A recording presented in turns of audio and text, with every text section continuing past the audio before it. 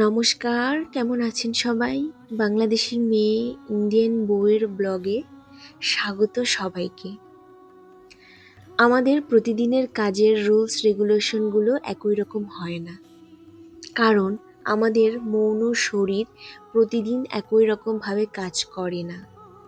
কোনো দিন খুবই ফাস্ট, আবার কোনো দিন খুবই স্লো। এই যেমন আমার কালকের দিনটা ছিল একটু ধীর গতির দিন। সকালবেলাটা এখানে বসে শুয়ে আলসেমি করে 10টা সাড়ে 10টা নাগাদ শুরু হয়। তারপর আমি আমার বেডরুমটা ক্লিন করি অনেকটা সময় নিয়ে। স্নান করে ছাদে যাই বেড কভার পিলো কভার মেলতে, তখন বেলা 2-2:30 বাজে। তার সাথে আমি নিজের চুলটাকে একটু ঝরঝরে করে নিয়ে আসি রোদের তাপে। রুমে এসে দুজনে মিলে যাব একটু বাজারে। এসে দেখি ভদ্রলোক ওয়াশরুমে আছে, তাই ভাবলাম একটু রেড কালারের নেল পলিশটা পরে নিই। পছন্দের তালিকায় লাল রঙটা খুব একটা পড়ে না, তবে আমার মায়ের লাল রং খুবই পছন্দের, আর লাল কালারের নেল পলিশ পরতে খুবই ভালোবাসে।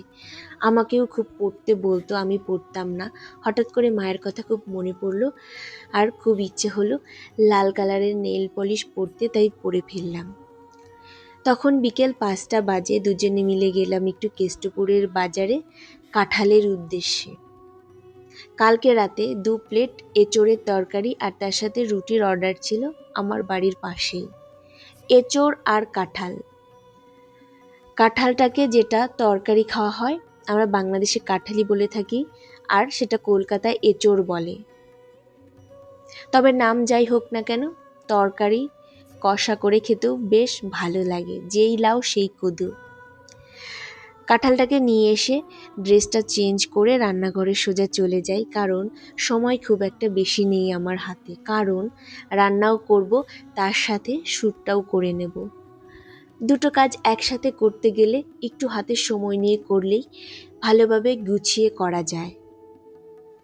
রান্নার কাজ হোক আর বাকি অন্য কাজ হোক, কাজের আগে পরেও যে ছোট ছোট কাজগুলো থাকে সেগুলোকে একটু গুছিয়ে নিলে বেশ পরিষ্কার ও সুন্দর হয় যে কোনো কাজ।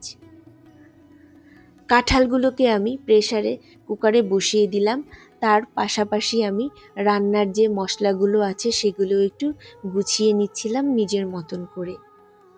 কলকাতায় ছোট কাঁঠালও কিনতে পাওয়া যায়, তার সাথে কাঁঠালকে কয়েক ভাগে ভাগ করেও পাওয়া যায়। 200 গ্রাম, 500 গ্রাম, 1 কিলো, যে যেভাবে কিনতে চায়। এবং কাঁঠালগুলোকে কেটে খোসা ছাড়িয়ে পিস পিস করেও দেয়। এই সুযোগটা খুব ভালো, আমার বেশ ভালো লাগে। যেরকম আমি কালকে এনেছিলাম 700 গ্রাম কাঁঠাল খোসা ছাড়িয়ে কেটে দিয়েছিল। খুব একটা ঝামেলা হয়নি রান্নাবান্না করতে, আর খুব একটা সময়ও লাগেনি। আর আমি আমার কাজের ক্ষেত্রে কাস্টমারের কথাকে খুবই গুরুত্ব দিই। যেমন ভদ্রলোক বলেছিলেন তেল মশলা একটু খুব কম করে দিয়ে রান্না করতে, আমি ঠিক সেভাবেই চেষ্টা করেছিলাম রান্নাটা করার।